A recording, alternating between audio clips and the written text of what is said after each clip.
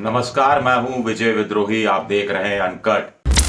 RP Singh भी चले गए, कांग्रेस छोड़कर चले गए। इससे पहले जितेंद्र प्रसाद भी कांग्रेस छोड़कर चले गए थे, बीजेपी में दोनों गए। ज्योतिरादित्य सिंधिया मध्य प्रदेश में बीजेपी में गए और सरकार भी अपने साथ लेते चले गए, यानी कमलनाथ की सरकार भी गिराते चले गए। प्रियंका चतुर्वेदी चली गई शिवसेना में। अशोक तंवर हरियाणा में, उन्हें कांग्रेस ने पार्टी से बाहर निकाल दिया। ये लोग कौन थे? ये सब कांग्रेस के नेता थे। दूसरी बड़ी बात है कि ये सब राहुल गांधी की ब्रिगेड के, राहुल बाबा की ब्रिगेड के नेता थे। तो राहुल गांधी की ब्रिगेड के नेता ही पार्टी छोड़कर जा रहे हैं। दूसरी बड़ी बात है कि कांग्रेस की इस समय 3 राज्यों में सरकारें हैं अपने दम पर, पंजाब में, राजस्थान में और छत्तीसगढ़ में।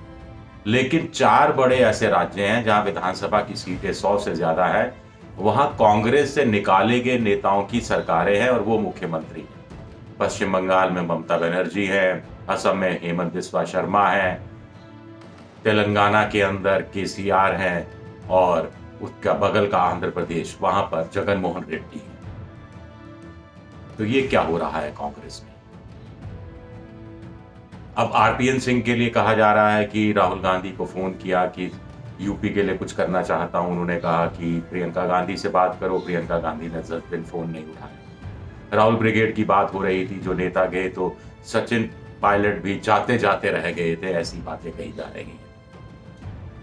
हेमंत बिस्वा शर्मा, उनके लिए ये कहा जा रहा है कि जो वहां के मुख्यमंत्री थे तरुण गोगोई, उनके साथ करार हुआ था कि 2.5 साल बाद मुख्यमंत्री बदला जाएगा, उनको मुख्यमंत्री बनाया जाएगा। नहीं बनाया गया।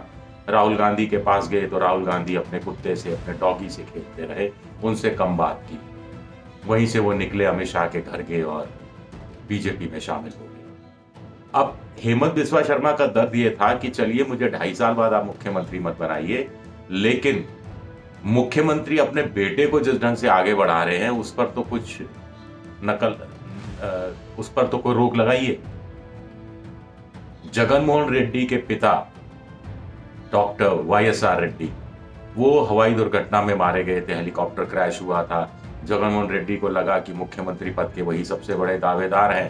कांग्रेस को लगा नहीं बना सकते तो समझाना चाहिए था, राज्यसभा में भेज देते, केंद्र में राज्य मंत्री का दर्जा दे देते। लेकिन वो अपनी मां के साथ आए, सोनिया गांधी के आगे यही कहा कि पदयात्रा निकालना चाहते हैं। सोनिया गांधी ने मना कर दिया और उसके बाद वो फिर छोड़ गए पार्टी।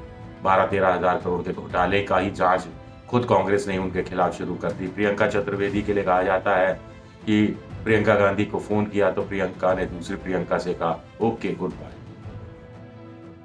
ऐसा होता है क्या? लोकतांत्रिक पार्टी, सबसे बड़ी पार्टी में ऐसा होता है? फिर एक बड़ी बात होती है कि लोग छोड़कर क्यों जा रहे हैं। कांग्रेस में क्या ऐसी हताशा, निराशा का माहौल है या उन्हें काम करने का मौका नहीं मिल रहा?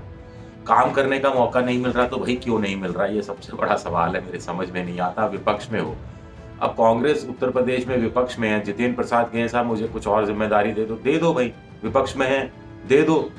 2-4 सीटें बढ़ेंगी ही, और 1 आध सीट घट भी गई तो क्या फर्क पड़ता है? आरपीएन सिंह को जिम्मेदारी दे दो, क्या फर्क पड़ता है?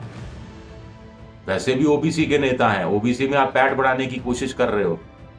इसी तरह मिलना क्यों नहीं होता? मिलो, बात करो, संवाद स्थापित करो बैठकर, और गिले शिकवे दूर होते हैं। पता लगता है आपको, कुछ जमीनी धरातल, जमीनी सच्चाई का भी पता लगता है, तो उससे भी नेताओं को थोड़ा विश्वास जगता है कि जो आला कमान है उनकी सुन रहा है।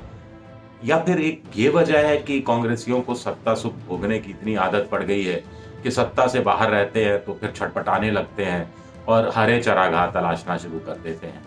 और फिर कांग्रेस का उत्तर प्रदेश में कोई वापसी की कोई संभावना दूर दूर तक आज की तारीख में दिख नहीं रही, ना लोकसभा के चुनाव के मद्देनजर, ना विधानसभा चुनाव के मद्देनजर।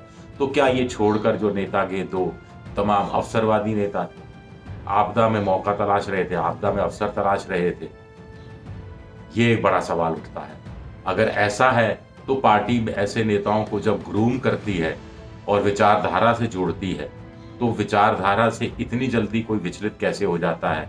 तो क्या ये नहीं बताया जाता कि सत्ता में रहने के लिए आप पार्टी में नहीं आए हैं, विपक्ष में रहने के लिए भी आए हैं, और विपक्ष की भी में रहकर आप एक बड़ी जिम्मेदारी उठा सकते हैं, संभाल सकते हैं और कांग्रेस को मजबूत कर सकते हैं।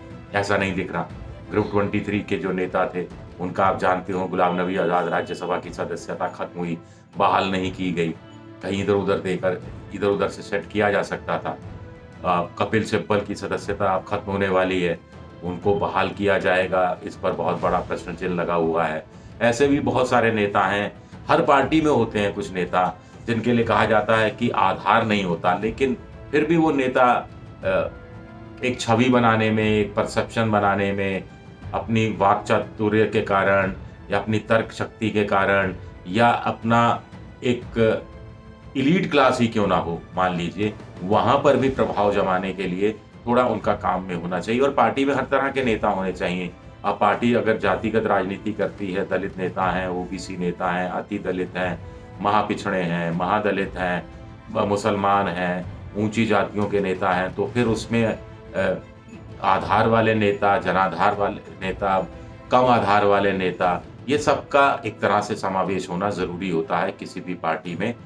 सबसे बड़ी बात है कि कांग्रेस के पास एक पूर्णकालिक अध्यक्ष नहीं है। आप कह रहे हैं कि नहीं, सोनिया गांधी पूर्णकालिक अध्यक्ष ही है, अब जाकर ये साफ किया 1-2 महीने पहले। उससे पहले तो कांग्रेसियों ने कभी साफ भी नहीं किया था। तो फिर राहुल गांधी पर आरोप लगता रहा कि 24/7 राजनीति नहीं करते, विदेश अब तब जब चले जाते हैं। ममता बनर्जी राजीव गांधी लेकर आए थे, फायरब्रांड नेता थी, हर कोई जानता था, कुछ ज़िम्मेदारी चाह रही थी। प्रियरंजन राजमुंशी जो अब नहीं है, उनकी पत्नी को वो आगे बढ़ा रहे थे, ममता हाशिए पर आ रही थी। तो ये आलाकमान को उस समय देखना चाहिए था कि कौन नेता है, किसमें कितना दम है, किसको कितना आगे बढ़ाया जाने की ज़रूरत है, उसके हिसाब से चलना चाहिए था। और अकोमोडेशन तो किया ही जाना चाहिए, इसमें क्या गलत बात है। तो ये एक बड़ी वजह है कि नेता फिर पार्टियां छोड़कर जा रहे हैं। आपको मैंने तमाम उदाहरण दे दिए। तेलंगाना वाला देखिए, आंध्र प्रदेश था, केसीआर अलग हुए, केसीआर ने आंदोलन चलाया, कांग्रेस ने पहले कुछ नहीं किया, फिर बाद में ये सोचकर 2 राज्य बना दिए, तेलंगाना और आंध्र प्रदेश की, दोनों में फ़ायदा होगा या कम से कम एक में फ़ायदा होगा। अब दोनों में ही कांग्रेस नहीं है, दूर-दूर तक नहीं है, आने की भी कोई संभावना नहीं दिख रही। तो ये कैसी आपकी नीति है, ये कैसी रणनीति है? 2000 में वाजपेयी जी ने जब 4 राज्य बनाए थे, तो हर जगह पहली सरकार तो बीजेपी की बनी थी, चाहे वो झारखंड हो, चाहे वो फिर उत्तराखंड हो, चाहे फिर वो छत्तीसगढ़ हो, तो सब जगह यही हुआ था। लेकिन यहाँ तो माया मिली ना राम वाला बात है, ना खुदा ही मिला ना विसाले सरम। तो ऐसे में अब कांग्रेस आगे क्या करे? कांग्रेस यूपी में नहीं है, 3 में नहीं है, 13 में नहीं है, और आरपीएन सिंह के जाने से कोई फर्क भी उस रूप में नहीं पड़ता, मतलब कांग्रेस के हिसाब से देखा जाए। लेकिन जब देखिए, पेड़ है, पेड़ पर बहुत से पत्ते होते हैं, एक पत्ता गिर गया कोई फर्क नहीं पड़ता, लेकिन पत्ते पर पत्ते गिरते रहे तो पतझड़ से पहले पतझड़ आ ही जाता है। और सूना नंगा पेड़ किसी को भी अच्छा नहीं लगता जो छाया नहीं देता हो। तो नेताओं की ये जिम्मेदारी जो हो जाती है, आला कमान की जिम्मेदारी हो जाती है। पंजाब में देखिए, कैप्टन अमरिंदर सिंह को निकाला, नवजोत सिद्धू को लेकर आए, तो नवजोत सिंह चन्नी से उलझ पड़े, अब दोनों उलझे पड़े हैं आपस में, वहां कुछ समझ में नहीं आ रहा आला कमान को। आला कमान का एक इकबाल होना चाहिए, एक खनक होनी चाहिए, एक रुतबा होना चाहिए, तो वो उस रूप में रुतबा दिखाई नहीं देता। क्षेत्रीय नेताओं को, छत्रपों को भी मौका आगे बढ़ने का मिलना चाहिए। एक रिटायरमेंट का एक प्लान होना चाहिए कि हाँ, धीरे-धीरे करके आप इस रूप में रिटायर होंगे, धीरे-धीरे इस नए नेता को हम ग्रूम करेंगे और पहले से चीज़ें साफ हो जाएँगी कि 5 साल बाद क्या कहानी किसी राज्य की किस रूप में तस्वीर पलटने की या बदलने की आला कमान कल्पना कर रहा है। ऐसा भी नहीं है, लॉन्ग टर्म प्लान नहीं है, शॉर्ट टर्म प्लान नहीं है। तो ये अपने आप में बड़ी हैरानी की बात है। और ऐसे में फिर कांग्रेस चाह रही है विपक्ष की धुरी बन जाए। सारी जो छोटी पार्टियां हैं, दूसरी पार्टियां हैं, गैर बीजेपी की जो पार्टियां हैं या बीजेपी का विरोध करने वाली पार्टियां हैं, तब सब धर्मनिरपेक्षता के नाम पर उसके अम्ब्रेला, उसकी छतरी के नीचे आ जाए, तो ये कैसे संभव हो पाएगा? बहुत सारी चीज़ें हैं, बहुत सारे सवाल हैं और जो कांग्रेस को मथने की ज़रूरत है। मुझे लगता है कि पीके अगर शायद होते कांग्रेस के साथ, तो कांग्रेस की शायद ये नौबत नहीं आती। शुक्रिया, बहुत-बहुत शुक्रिया।